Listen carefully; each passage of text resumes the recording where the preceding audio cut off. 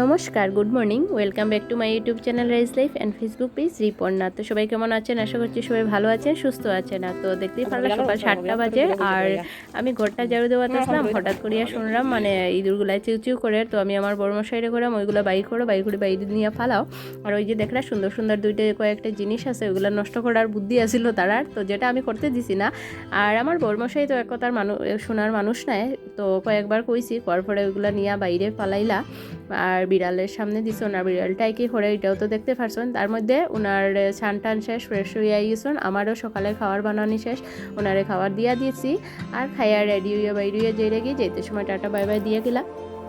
তারপর আমি যাইমু ঘরে গিয়া আমার সকালের যেগুলো কাজ থাকে ওইগুলো করবো। তার মধ্যে ওনারে একদম টাটা করিয়া আমি ঘরে আই গেছি। ঘরে আইয়া পুরো দিনটাই আমার মোটামুটি সুস্থ আছিলাম, কিন্তু বিকাল থেকে আমার শরীরটা খুবই খারাপ করে। আমি আমার বাসুপুত্রী নিয়ে সময় কাটাইলাম। Tata bye bye.